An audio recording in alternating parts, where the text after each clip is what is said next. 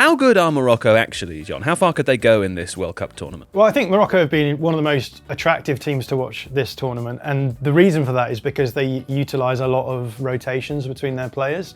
Actually, if we look at the setup that they have, the players that they have, I think there's a lot of overlap with this kind of profiles that they've got. They can actually rotate players in different positions, but also across the front line, so that they can end up, pulling opponents around all the times. So if we start off in the midfield area, we've got Neil Al-Ainaoui, who is playing at Roma, and we've got Bouhaddi as well, who everyone is very excited about, the 18-year-old. Everyone's talking about Bouhaddi. Everyone is talking about Bouhaddi, but again, what we've seen Morocco able to do is either of these two can drop between the lines, either of them can push forward. It just gives you a huge amount of flexibility. If the opposition are trying to mark you out in a sort of structured way, either of these two players can switch positions, do the opposite thing, and it's just very difficult for opponents to catch up with them. And then elsewhere across the pitch, the famous rotation is Hakimi. He can basically go anywhere. He can sit in the pocket. He often plays on the last line. The team are able to cover for him. And also we've got El Khanous, who at times this season has been over on the right-hand side. If he goes out right, then Unahi can fill in for him on that side. You've got Mazraoui as well, who has the ability to rotate around. And Saibari, even the striker, a similar profile to these guys as well. So again, maybe Unahi doesn't go, maybe Saibari goes. And what you're doing then is you just have a huge amount of flexibility in a world where teams are trying to use opponents as registers or references for where they're going to press. It can actually make it very, very difficult to actually track these players. Would this help them against France, though, who I think, were they to continue progressing, they would meet in the quarterfinals? Yeah, so the good example we have of how Morocco might face up against France is how they might face up against a team like Brazil, right? Where their rotations actually help them to get through their Brazilian press a little bit more easily, because there was gaps to be found and they would rotate players in and move the ball down the field. So I think against a team like France, they have the ability to actually break those I guess, more advanced blocks down. When we see them playing against the Netherlands actually had a very different approach to them, which was to sit in a much deeper block. And again, they were able to find ways of using the rotations that they have, but in quite a different way in order to cause them problems. Because they did seem to dominate a big chunks of that game. Yeah, they certainly did. And I think one of the ways that they did that was by attempting to work against the Netherlands' potential to be able to counter-attack. What the Netherlands were doing was they were sitting deep. They had a back line of 5 players, which was 4 centre-backs and Denzel Dumfries, so you can see that on the board here. But what we were seeing Morocco doing was actually working the ball, particularly down the right-hand side, and then just overloading that side. So I've written all the players' names on here just again to show you the ability they have to rotate. Because they have very similar profiles in each position, you can move these players around and still end up with players able to do the sorts of things that are being expected of them in different positions. Often when we talk about rotations, it's kind of like this player switches with this player, and you think, yeah, okay, but you don't want that player in that other position. So you do get the advantage of having the players moving around, but you don't necessarily get the profile advantage, whereas here,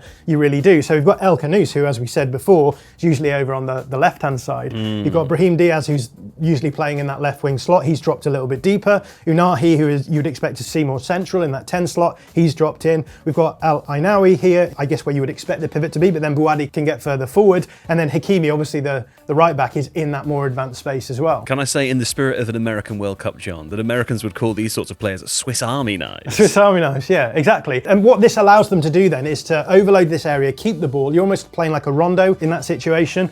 And it does a couple of things. One of the things that it does is, well, the attempt is to try and overload on that side, drag the defence across and create chances on the other side. So you can see Saibari, the striker, now has just drifted right across to the far side. So if we actually move the sequence forward, we can see Morocco possessing the ball, overloading on this far side. They're 5 versus 4 against the Netherlands here.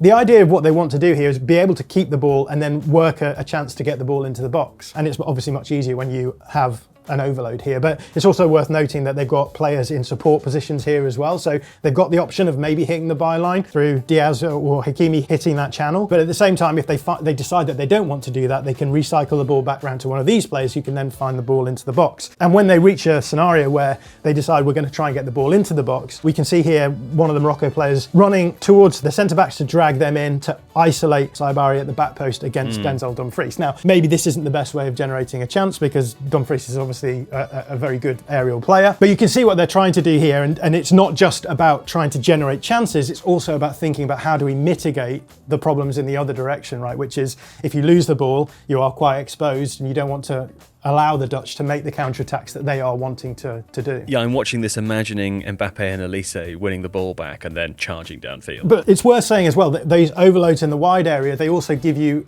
solutions to those problems, right? Which is, if you have a lot of good access to one area, if you have that overload, if you do lose the ball, then you have the ability to actually close down the opponent pretty quickly. To gegenpress, John. To gegenpress, exactly. So I've just got an example of that here as well. So again, I've put the players' names on here just to show you that what we're seeing is a lot of rotation, right? El Khanous now is back on the other side. Bouadi, who is the pivot player, is now in that wide area. Yeah. We've still got Diaz up here now, Hakimi pressing higher up, and Unahi's actually dropped out to be one of those support players. So you can see that these players are really comfortable just shifting positions and taking up the roles that those positions require. Would you say that they're good rotations? They are good rotations, yeah.